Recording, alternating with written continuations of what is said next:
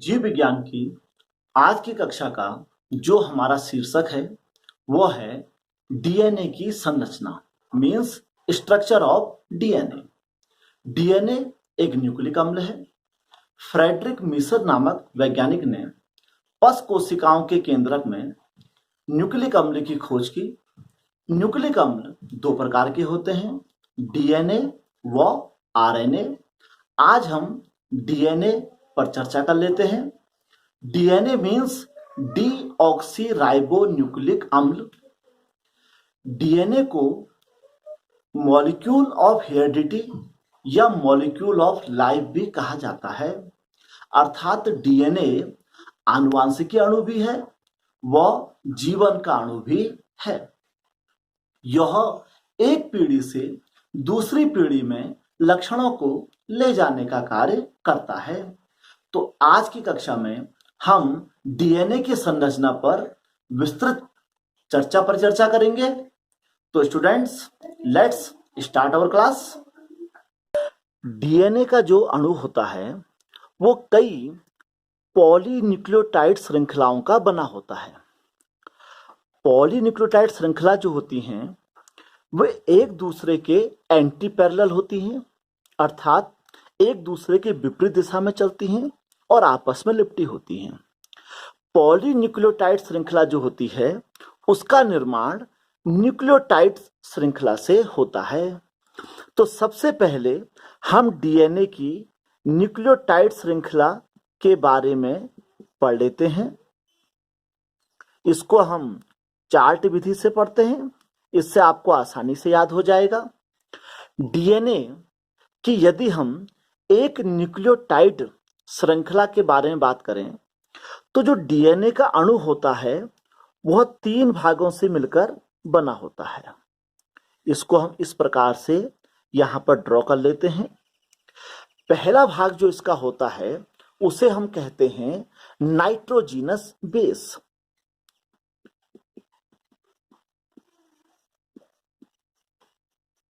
पहले भाग को हम कहते हैं नाइट्रोजीनस बेस, यानी कि इसका नाम है नाइट्रोजनी क्षार।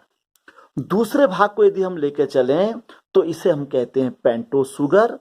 जैसे कि हमको पहले भी पता है कि जो डीएनए का अणु है वो डीऑक्सीराइबोज शर्करा से बना है और डीऑक्सीराइबोज शर्करा जो होती है वह पेंटोस शुगर होती है। पेंटोस शुगर से हमारा तात्पर्य है कि ऐसी शुगर जिसमें कार्बन के 5 अणु उपस्थित होते हैं, इसे मोनोसैकेराइड शर्करा भी कहा जाता है। और तीसरा जो भाग होता है उसे हम कहते हैं फॉस्फोरिक एसिड।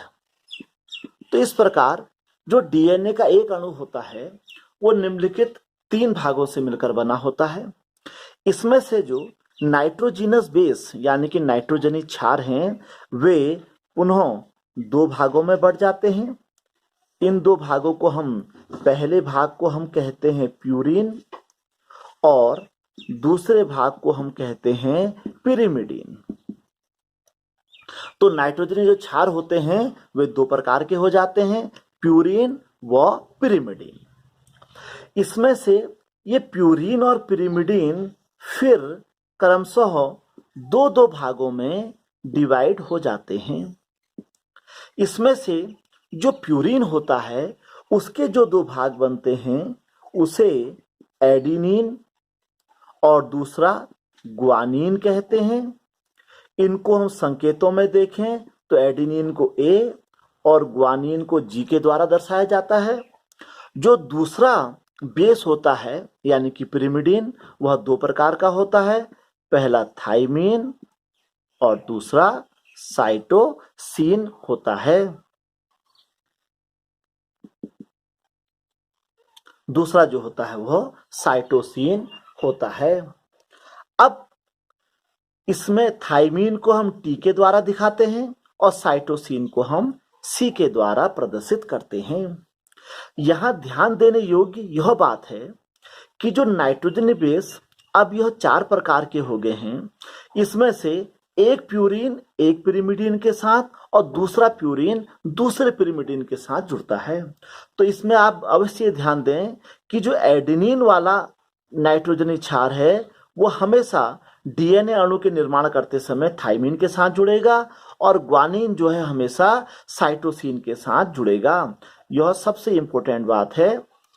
मीन्स ए हमेशा टी के साथ और जी हमेशा सी के साथ जुड़ता है। इसके अतिरिक्त ध्यान देने योग्य यह बात है कि जो नाइट्रोजनी क्षार होते हैं ये आपस में हाइड्रोजन बंधों के द्वारा जुड़े होते हैं।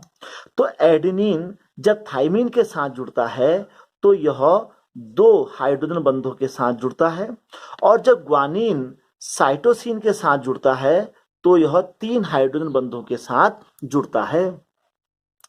यह तो थी डीएनए अणु की प्रारंभिक संरचना। अब हम इसके आगे इससे न्यूक्लियोटाइड बनाने का कार्य करते हैं। तो हमें यह ध्यान देना चाहिए कि ये जो डीएनए अणु के भाग हैं सबसे पहले इनसे हम न्यूक्लियोसाइड का निर्माण करेंगे और वह न्यूक्लियोसाइड बाद में जाके न्यूक्लियोटाइड का निर्माण करेगा। तो यहाँ पर हम इस चार्ट में देखें तो जो नाइट्रोजन बेस हैं टोटल जो 4 प्रकार के हो गए हैं और एक पेंटोस शुगर है। तो इन दोनों को मिलाकर जो संरचना बनती है उसे न्यूक्लियोसाइड कहा जाता है। यानी कि हम यहाँ पर इसे देखें नाइट्रोजिनस बेस जो कि ये है प्लस ये जो पेंटोस शुगर है। इस पेंटोस शुगर को हम यदि यहाँ पर जोड़ दें तो इन दोनों से मिलकर जो बनता है उसे न्यूक्लियोसाइड कहा जाता है। तो हम इस समय डीएनए के अणु की संरचना को क्रमिक रूप से देख रहे हैं। तो nitrogenous base plus pentose sugar in दोनों के मिलने से सबसे पहले न्यूक्लियोसाइड का निर्माण होता है। तो हमने इसमें देखा था कि डीएनए की संरचना में नाइट्रोजन क्षार और पेंटोस शुगर मिलकर न्यूक्लियोसाइड बनाते हैं। चूंकि नाइट्रोजन क्षार 4 प्रकार के होते हैं एडेनिन, ग्वानिन, थाइमिन, साइटोसिन। तो और पेंटोस शर्करा कौन सी होती है? डीऑक्सीराइबोस शर्करा, क्योंकि डीएनए का नाम ही डीऑक्सीराइबो न्यूक्लिक एसिड है। तो जो पहला नाइट्रोजन क्षार है एडेनिन जब डीऑक्सीराइबोस शर्करा से मिलता है तो बनता है डीऑक्सी एडेनोसिन। इसी प्रकार deoxy guanosine, deoxy thymidine, deoxy cytidine. तो ये हमको 4 नाइट्रोजन बेस से 4 प्रकार के न्यूक्लियोसाइड यानी कि deoxy adenosine, deoxy guanosine, deoxy thymidine और डीऑक्सी साइटिडीन प्राप्त हो जाते हैं। ये जो बॉन्ड बनता है इनके बीच में अर्थात नाइट्रोजन क्षार और शुगर के बीच जो बॉन्ड हमारे को मिलता है उसे कहते हैं बीटा ग्लाइकोसाइडिक बॉन्ड। तो इनके बीच में बीटा ग्लाइकोसाइडिक बॉन्ड बनता है जिससे हमको 4 प्रकार के न्यूक्लियोसाइड प्राप्त हो जाते हैं। अब जो ये न्यूक्लियोसाइड हैं अर्थात ये 4 प्रकार के न्यूक्लियोसाइड हमको मिल गए हैं। अब ये न्यूक्लियोसाइड अब किससे मिलेंगे? डीएनए के तीसरे भाग से। और डीएनए का तीसरा भाग कौन सा बचा? Phosphoric acid. तो अब क्या होगा कि ये चारों न्यूक्लियोसाइड क्रमशः डीएनए के थर्ड पार्ट फॉस्फोरिक एसिड के साथ मिलकर अब ये निर्माण करेंगे न्यूक्लियोटाइड का। अब हमने देखा जो हमारे पास 4 न्यूक्लियोसाइड हैं deoxy adenosine, deoxy guanosine, deoxy thymidine, deoxy cytidine. ये क्रमशः फॉस्फोरिक अम्ल के साथ मिलकर deoxy adenylic acid, deoxy guanylic acid, deoxy thymidylic acid, deoxy cytidylic acid बनाते हैं। ये चारों के चारों हमारे पास अब क्या मिल गए? न्यूक्लियोटाइड्स हमको प्राप्त हो गए हैं। इस प्रकार हमको ये 4 न्यूक्लियोटाइड प्राप्त हो जाते हैं। ये 4 न्यूक्लियोटाइड अर्थात जब न्यूक्लियोसाइड फॉस्फोरिक अम्ल के साथ मिलता है तो इस समय यह डाइएस्टर बॉन्ड के द्वारा आपस में जुड़ जाते हैं। वहां ग्लाइकोसाइडिक बॉन्ड बने थे न्यूक्लियोसाइड में, यहाँ डाइएस्टर बॉन्ड बनते हैं। इस प्रकार जो हमको यह 4 न्यूक्लियोटाइड प्राप्त होते हैं, ये चारों न्यूक्लियोटाइड आपस में मिलकर क्या बनाते हैं? पॉलीन्यूक्लियोटाइड श्रृंखला बनाते हैं और वे पॉलीन्यूक्लियोटाइड श्रृंखला जब आपस में मिल जाती हैं तो उससे डीएनए के अणु का निर्माण होता है। डीएनए के अणु के संदर्भ में इरविन चारगाव एक साइंटिस्ट थे। उन्होंने चारगाव रूल दिया, जिसे हम बेस युगल नियम या बेस पेयरिंग रूल भी कहते हैं। उनके अनुसार उन्होंने जब डीएनए का जल अपघटन किया तो उन्होंने क्या देखा कि जितना एडेनिन होता है डीएनए के अंदर उतना ही थाइमिन होता है और जितना ग्वानिन होता है उतना ही साइटोसिन हमको प्राप्त होता है। अर्थात किसी डीएनए के अणु में एडेनिन और थाइमिन जो कि आपस में द्विबंध द्वारा जुड़े होते हैं, वो ग्वानिन व साइटोसिन जो कि आपस में त्रिबंध के द्वारा जुड़े होते हैं, उनकी कुल मात्रा हमेशा बराबर रहती है। इसे इरविन चारगाव या बेस युगल नियम, जिसे बेस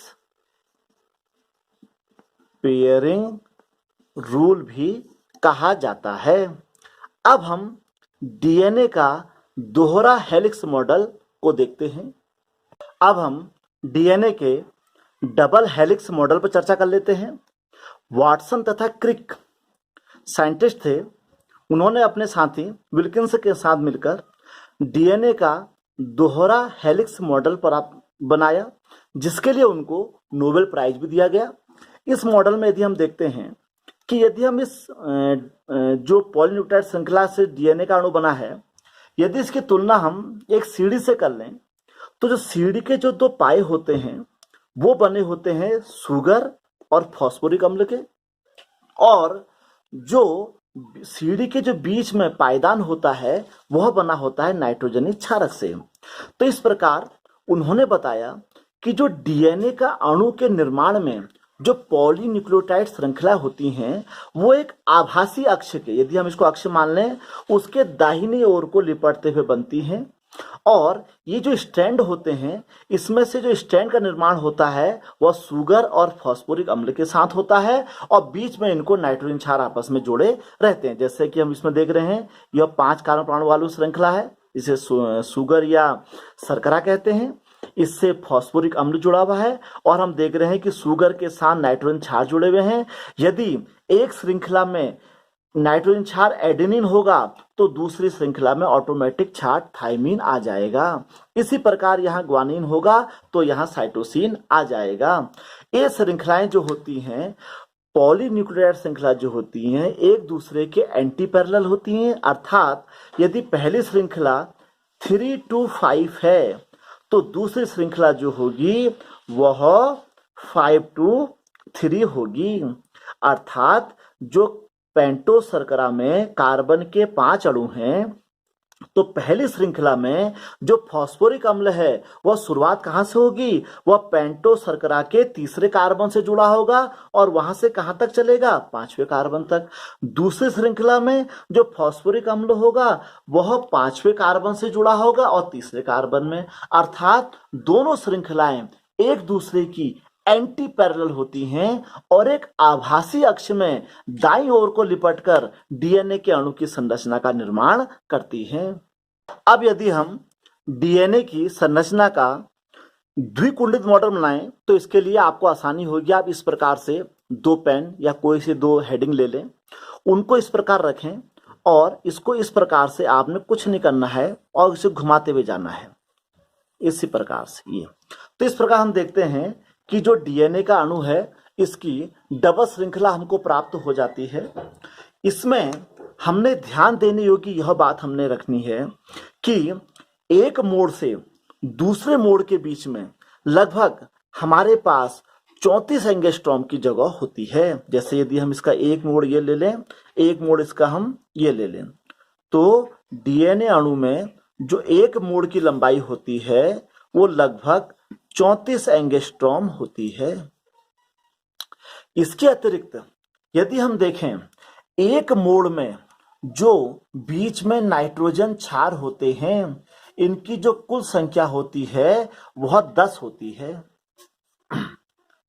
तो 10 एक मोड़ में कुल 10 नाइट्रोजन क्षार पाए जाते हैं और चूंकि कुल मोड़ की लंबाई कितनी है 34 एंगस्ट्रॉम, तो दो क्षारकों के बीच में जो दूरी होती है वह 3.4 एंगस्ट्रॉम की होती है। और जिस काल्पनिक अक्ष के दोनों दाईं ओर को लिपटकर डीएनए अणु की संरचना का निर्माण होता है, उसका व्यास लगभग 20 एंगस्ट्रॉम होता है। इस प्रकार वाटसन तथा क्रिक ने डीएनए का जो दोहरा हेलिक्स मॉडल दिया, उसके अनुसार जो डीएनए का द्विखंडित मॉडल है उसका व्यास 20 एंगस्ट्रॉम होता है और प्रत्येक मोड़ की लंबाई 34 एंगस्ट्रॉम होती है। एक मोड़ में 10 नाइट्रोजन क्षार उपस्थित होते हैं और प्रत्येक क्षार के बीच में 3.4 एंगस्ट्रॉम की दूरी उपस्थित होती है। इस प्रकार हमने आज की कक्षा में डीएनए अणु का दोहरा हेलिक्स मॉडल पढ़ा व डीएनए अणु की संरचना का अध्ययन किया। यह परीक्षा में काफी बार पूछा जाता है व कंपटीशन में भी इसके बारे में कई क्वेश्चन पुटअप होते हैं। तो आपको हमारी आज की कक्षा कैसी लगी हमें जरूर बताइएगा। अगली कक्षा में अगले टॉपिक के साथ हम आपके सामने फिर उपस्थित होंगे। धन्यवाद।